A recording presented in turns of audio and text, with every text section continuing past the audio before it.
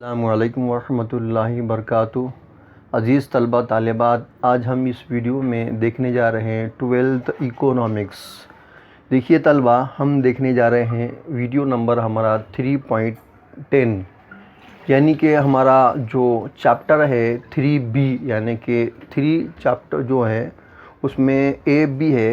B जो part है उसमें हम वीडियो नंबर हमारा 3.10 देखने जा रहे हैं। ठीक है, देखिए तलबा, हमारा चैप्टर जिसका नाम है इलास्टिसिटी ऑफ डिमांड, यानी कि मांग की लचक। ठीक है, अब मांग की लचक में पहले हमने देख चुके हैं कि ये तो डिमांड किसे कहते हैं, उसके बाद टाइप्स ऑफ डिमांड देख चुके हैं, फिर इलास्टिसिटी किसे कहते हैं, टाइप्स ऑफ इलास्टिसिटी क्या है, फिर उसके जो प्राइस जो है उसके प्राइस को देख चुके हमने, है ना। फिर अब हम देखने जा रहे हैं मांग की कीमत लचक की पैमाइश के तरीक़े, यानी कि methods of measuring price elasticity of demand, यानी कि जो कि हम देखें मांग की कीमत की जो लचक की पैमाइश, यानी कि उसका मेज़रमेंट क्या है, हम देखने जा रहे हैं। तो देखिए तलबा, इसके है ना 3 टाइप्स है पैमाइश के तरीक़े। पैमाइश के जो तरीक़े मेज़रमेंट के जो मेथड्स हैं ना 3 हैं। पहला है तनासुब का तरीक़ा, जो कि हमने देख चुके हैं पहले, ठीक है, यानी रेशियो और परसेंटेज मेथड। दूसरा है कुल खर्च तरीक़ा, जो है कि टोटल एक्सपेंडिचर मेथड। और तीसरा जो है नुक्ते का तरीक़ा, यानी ज्योमेट्री का तरीक़ा, यानी कि पॉइंट मेथड और ज्योमेट्रिक। ये 3 उसके मेथड्स है मेज़रिंग के। ठीक है, अब 3 में से हमने 2 देख चुके हैं, अभी तीसरा जो कि नुक्ते तरीक़ा, ये जो ज्योमेट्री का तरीक़ा जो है, इंशाअल्लाह हम उसको अभी इस वीडियो में देखने जा रहे हैं। ठीक है, अब ज्योमेट्री का जो तरीक़ा है ना, ये जो तरीक़ा है इसमें कैसा है कि अल्फ्रेड मार्शल ने तो इसको है तो दरियाफ़्त किया, किसको, ज्योमेट्रिक तरीक़े को उसने दरियाफ़्त किया है। और ये जो ज्योमेट्रिक जो तरीक़ा है इसमें है तो तनासुब या फ़ीसद का तरीक़ा, यानी कि रेशियो और परसेंटेज मेथड और टोटल एक्सपेंडिचर मेथड। ये दोनों तरीक़े जो है ना, इसमें किसी भी ये तो मतलब डिमांड का जो मेज़रमेंट करने में कभी भी किसी वक्त नहीं किया जा सकता है। और इसमें कुछ कमियां रही गई थी, उन कमियों को दूर करने के लिए। और दूसरा है तो इस नुक्ते तरीक़े ज्योमेट्री के ज़रिए तो कभी भी है तो किसी भी है तो मतलब डिमांड जो है तो उसका मेज़रमेंट है तो आसानी से किया जा सकता है।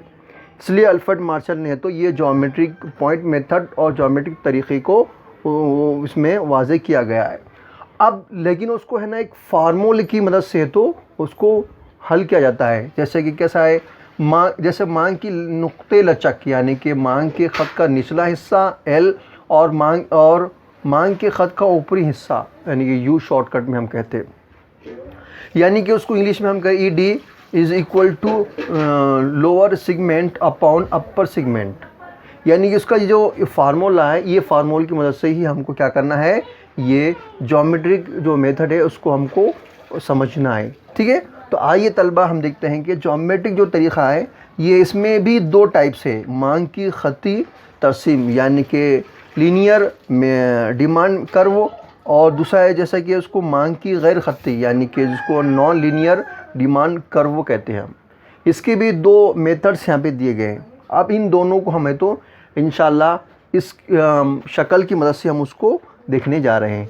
तो आइए तलबा, आपके सामने है, देखिए पहला जो यहाँ पे दिया हुआ है एक्स महवर, जिसमें क्वांटिटी, और दूसरा जो महवर है प्राइस का जो दिया हुआ है। ठीक है, अब इसमें हमको क्या मालूम करना है, इसमें हमको कि डिमांड इलास्टिसिटी ED मालूम है, इलास्टिसिटी ऑफ डिमांड को मालूम करना है। तो उसके लिए है ना यहाँ पे ये Y महवर पर A पॉइंट दिया गया है और X महवर पर B दिया गया है। इस तरह ये A B को हमने क्या किया, मिला दिए। A B को क्या कर दिया हमने, फिर ये A से B को हमने मिला दिए। इस तरह क्या X और Y महवर की मदद से क्या होगा, A B क्या होगा, ये A B महवर, A B curve बना। ठीक है, अब ये बना तो इसमें कैसा है कि हम अज्यूम करते हैं, फ़र्ज़ करते हैं कि ये A B के जो है ना मेज़र कितना है, इसकी पैमाइश हम उसको 10 ले, कितने हम उसको हम इसको हम कितना 8 समझते, कितना समझते हम उसको 8 समझते, 8। ठीक है, 8 यानी कि 8 सम समझते।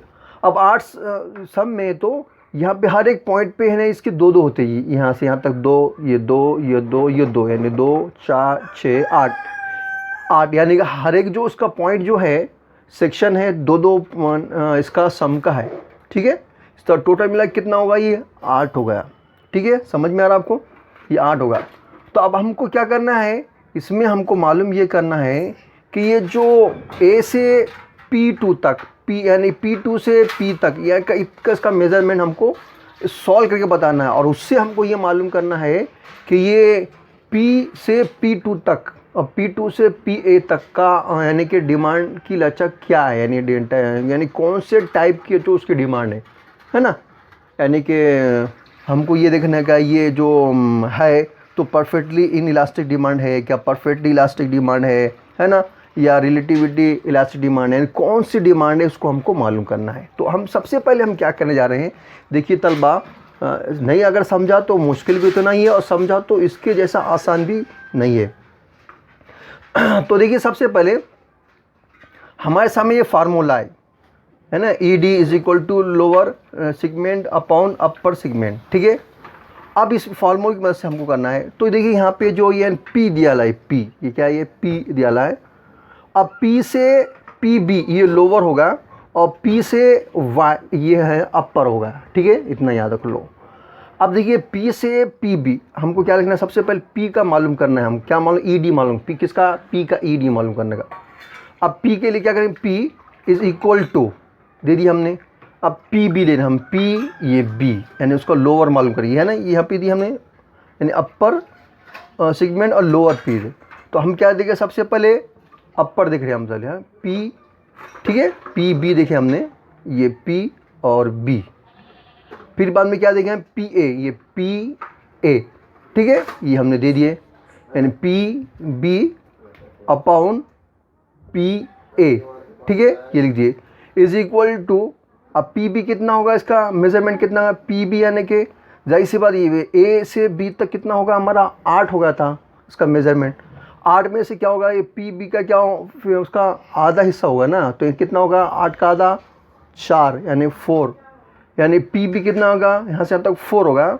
और PA कितना होगा, PA 4 है ना, 4 अपॉन 4। तो इसको क्या किया हमने, डिवाइडेड किए, कितना आया जवाब आएगा हमारा, इज इक्वल टू 1 आया हमारा, यानी E इज इक्वल टू 1, यानी कि इसका क्या ED कितना गया, ED इज इक्वल टू 1 आया। तो इसका मतलब क्या होगा, इज इक्वल टू 1, यानी कि इसका कौन सा डिमांड इलास्टिसिटी कौन सी हो गई इसकी, यानी इक्का लचक, जिसको उर्दू में क्या कहते हैं हम, इक्का लचक। नुक्ता P पर मांग की नुक्ता लचक क्या हो गई, इक्का लचक क्या हो गई, इक्का लचक। यूनिटरी इलास्टिक डिमांड क्या हो गई है, यूनिटरी इलास्टिक डिमांड। हमने डेफिनेशन देखे, यानी जब किसी शय की कीमत उसके है तो उसके डिमांड के क्या हो, बराबर हो, तो क्या हो जाती है वो यूनिटरी इलास्टिक डिमांड हो जाती। ठीक, उसको हम कैसे लिखते हैं, ED इज इक्वल टू 1, ये हमने क्या दे, ये P1 देखे ना, ED इज इक्वल टू 1। ठीक है, हमको हल करना है और यहाँ पर लिखना है हमको। ठीक है, अब ये होगा, इसलिए नुक्ता P पर मांग की लचक इकाई यूनिटरी इलास्टिक डिमांड। ठीक है, ये हमने ये देख लिया हमने। ठीक है, अब इसके बाद हमको देखना है कि ये देखना है हमको, क्या देखने का है, ये P देखे हमने, अब P1 देखना है हमने, P1। अब P1 की जो ED हमको मालूम करना है। ठीक है, अब देखिए नुक्ता P पर मांग की लचक के मैच में हम क्या करना है, वही फार्मूला अपर टू अपर और लोअर, है ना। अब देखिए सबसे पहले हम ये देख रहे हैं कि क्या है, P1, सबसे पहले हम P1 देंगे is equal to P1B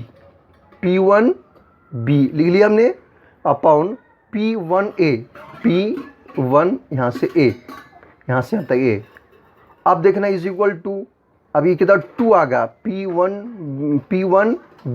P1B कितना 2 है ना। ये मन क्या बताया आपको कि हर एक के दरमियान में 2 का है तो डिस्टेंस है। ये 2 होगा, फिर इसका मान अपॉन होगा, यहाँ से यहाँ तक कितना 6 होगा। ढाई सी बात, 8 में से 2 गए तो कितने बचे, 6 बचे ना, 6, ये हो गए 6। ठीक है, इज इक्वल टू, अब हमने क्या किया, इसका डिवाइडेड करने का, डिवाइडेड करने के बाद इसका कितना आंसर आ रहा, 0.33। ठीक है, अब 0.33 आ गया, यानी इसका मतलब क्या हो, 1 से कम। अब 1 से कम अगर आता है तो उसको हम क्या बोलते हैं, कौन सा इसको डिमांड बोलते हैं हम उसको हम बोलते हैं निस्बतन गैर लचकदार, यानी कि relatively inelastic demand, relatively inelastic demand कहते हैं, है ना। अब उसको लिखेंगे कैसे हम, E D less than 1, E D less than 1, यानी ई डी है तो छोटा है 1 से, ठीक है, यहाँ हमने लिख दिए। अब इसको हम क्या करेंगे, यहाँ देखें हम P1, अब P1 का कितना आ गया डिमांड, उसकी कितनी आ गई, ई डी कितनी आ गई, E D less than 1, E D less than 1, E D है तो 1 से क्या है, छोटा है, हमको ई डी से कम पे करना, ई डी से 1 से नहीं करना, ई डी से करना है। अब ये होगा हमारा दूसरा, ठीक है, समझ में आ रहा है आपको, ठीक है। अब नेक्स्ट है तीसरा हमारा नुक्ता P2 पर मांग की लचक की पैमाइश, P2। अभी हम क्या देखना है, P2।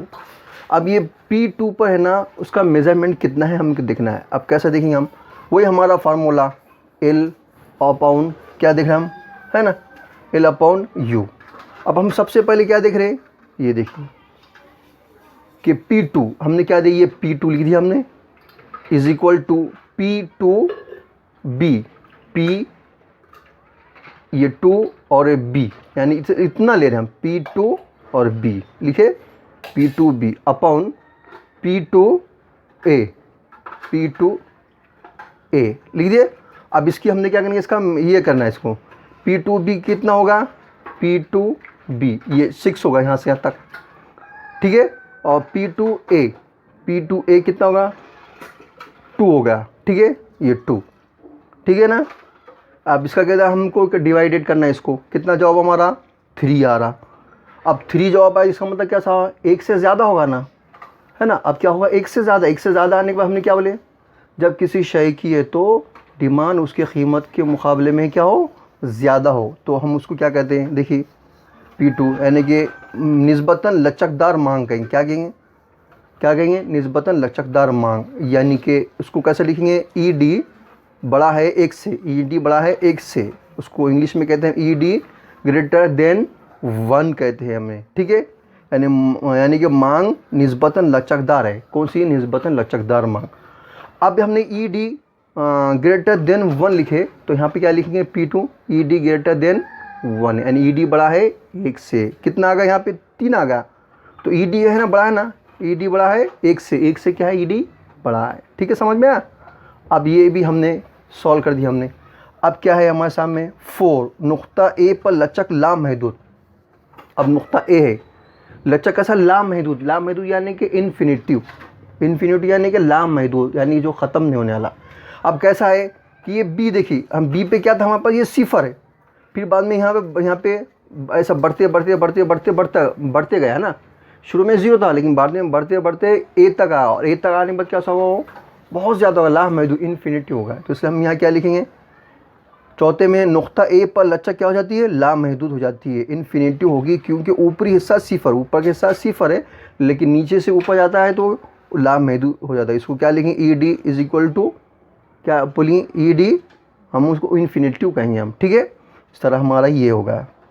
अब ये कौन सा होगा, ये परफेक्टली इलास्टिक डिमांड, यानी कि किसको कहते हैं हमने देखे, परफेक्ट इलास्टिक डिमांड, यानी कि जब किसी शय की है तो कीमत उसके है तो डिमांड के नहीं, जब किसी शय में तो कीमत में थोड़ी सी तब्दीली होने पर उसके डिमांड पर बहुत ज़्यादा असर हो जाता, तो यहाँ के परफेक्ट इलास्टिक होगा, ठीक है ना।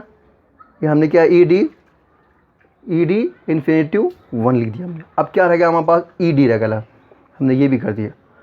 अब नुक्ता बी पर मांग की लचक 0 है, नुक्ता बी पर कैसा मांग की लचक कैसा है, 0 है, क्यों, क्योंकि निचले हिस्से की पैमाइश 0 है, ये है ना 0 है, इसके नीचे कोई पैमाइश है क्या, मेजरिंग है कि नहीं, 0 है, इसलिए यहाँ नीचे 0 है और यहाँ पर भी स्टार्ट में 0 है, इस वजह से क्या है कि 0 होगा। अब ये 0 होगा तो ये क्या कहलाएगा, परफेक्टली इनइलास्टिक, यानी कि मांग की लचक कैसा है, गैर लचकदार, मुकम्मल गैर लचकदार, यानी उसकी डेफिनेशन हमने क्या देखी, जब किसी शय की कीमत में तब्दीली वजह से उसकी डिमांड पर कोई असर ना हो, उसको हम क्या कहते हैं, परफेक्टली इनइलास्टिक डिमांड कहते हैं, मुकम्मल गैर लचकदार डिमांड कहते हैं। यानी इसको कैसे लिखेंगे, E D is equal to 0, ठीक है, इस तरह 0, यहाँ पे लिखे ना हमने, यहाँ पे E D is equal to 0। ठीक है, इस तरह हमारा ये हो चुका है। और अभी इसका दूसरा है मांग की गैर खत्ती तरसीम, यानी कि नॉन लीनियर डिमांड करो। तो ये जो है ये भी बहुत आसान है, बस खाली इसी को आपको ये जो मेथड्स बताया है इसी मेथड के तहत आपको सॉल्व करना एकदम आसान है। ठीक है, तो मैं उम्मीद करता हूँ कि मैंने आपको जितना भी समझाया आपको अच्छे समझ में आया होगा। अगर आपको समझ में आया होगा तो आप हमारे इस चैनल जिसका नाम है सैयद असलम अंजुमन, इसको आप लाइक शेयर सब्सक्राइब कमेंट्स करना बिल्कुल ना भूलिएगा। इस तरह हमारा ये वीडियो यहाँ पे अब ख़त्म होने जाता है। अल्लाह हाफिज़।